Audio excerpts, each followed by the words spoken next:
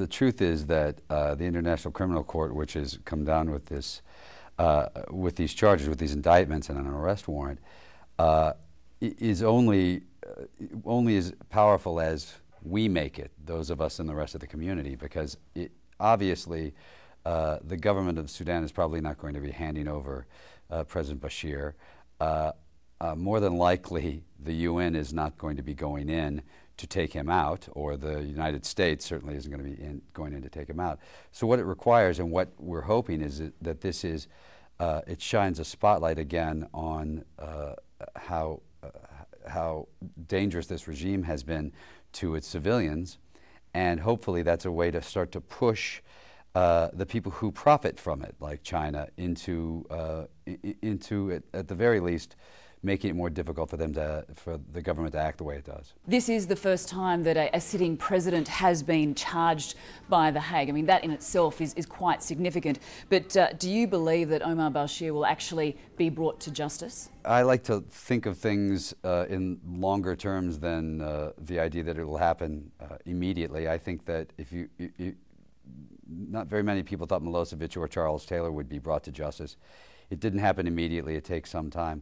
I think at some point my hope would be that, it's a very complicated issue, because there are people there on the ground, and any form of overreacting can make it dangerous for them. So I think that the trick here is going to be patience.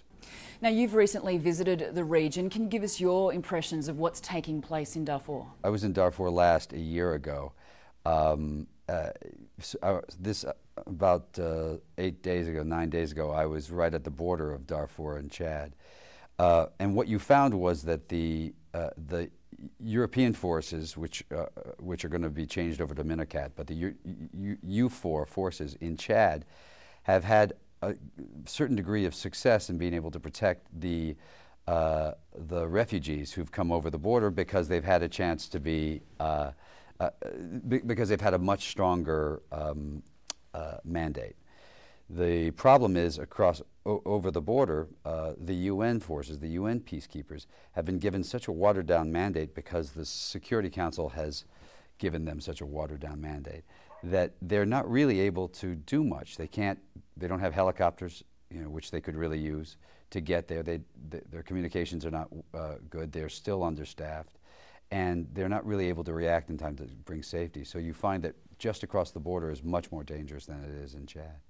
Well, it's interesting, when you talk to people who've just come over the border, their reaction, anyone who gets to Chad, of course, immediately says justice, which is what the ICC indictments are, is they're asking for justice, which in a normal world, of course, is the only answer.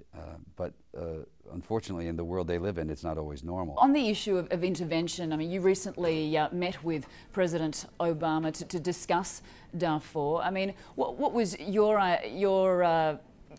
feeling as to where he wants to go on this issue? Do you think that he will tackle it? Do you think that he will be proactive?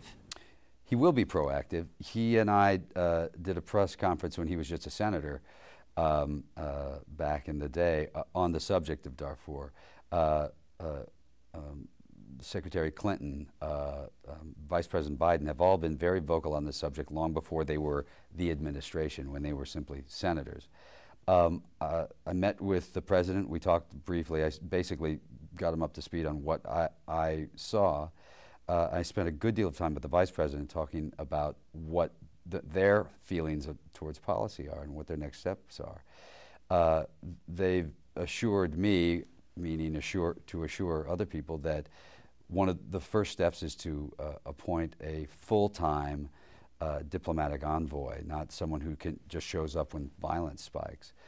They first have to assess exactly what their policy is. George, in your blog you wrote, and I quote, "Finding a new outrage is the only way to catch the world's attention." Do you believe that the world has become too tolerant of what's taking place in Darfur? I think the world has become too tolerant of all of these outrages. The world is tolerant of the Congo, and the world is tolerant of Zimbabwe, and the truth of the matter is 2 or 3 times, the world is tolerant of Burma. 2 or 3 times you can get that story out, and then it becomes a story we've seen before. It's just as tragic. And we go away and we'll have a rally, and everyone will feel like, well, we've accomplished something. And you'll do something, you'll put a Band-Aid on a gunshot wound, basically. And at the end of the day, these people are still there, and they're still living in this tragedy, and it's not fixed. We are too tolerant, and we become more tolerant the longer it goes on. Well, George, we certainly admire the work that you have done in raising awareness for Darfur, and we thank you for joining us here on CNN. Well, I'm glad to be here. Thank you very much.